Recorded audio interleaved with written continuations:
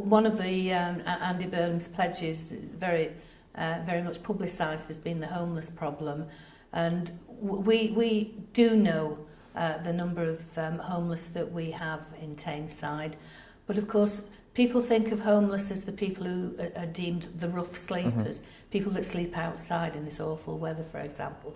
But they're not the only homeless people that exist as far as we're concerned. We have people who, for various reasons, maybe they've lost the job, can't afford the rent or the mortgage and stuff, and you know they end up either living with relatives or friends, and you know really just not having a permanent place of their own.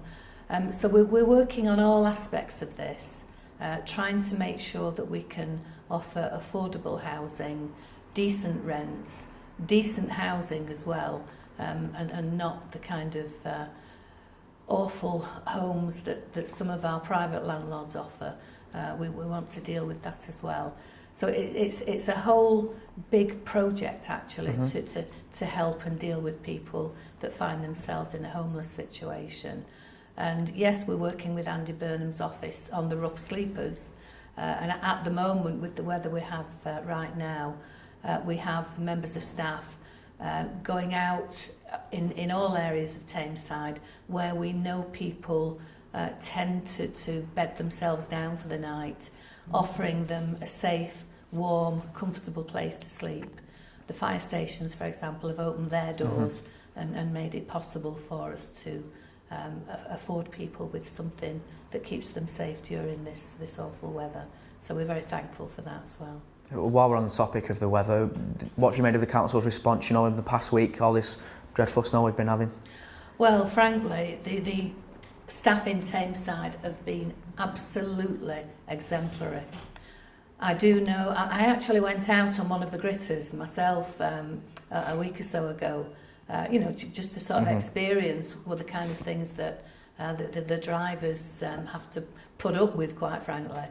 And it really was an eye-opener, and the kind of areas that they try to get to and the kind of obstacles that they come up against, you know, while they're out doing that essential work is quite an eye-opener. People don't think when they park the cars, for example, that you know an emergency vehicle, particularly you know ambulances and fire engines, but gritters as well, can't always get through and provide you know the sort of safety net that people expect.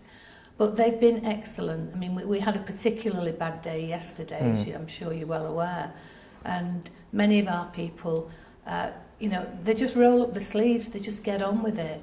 We've had to suspend our refuse collections, again, because the wagons can't always get down the streets, and if they did, they'd only get stuck and need to be rescued themselves. But those people, they haven't just gone home and sat by the fire. What they've done, they've rolled up the sleeves and got on with other work. The refuse lads, for example, are on the back of the gritter wagons with shovels, you know, doing things by hand.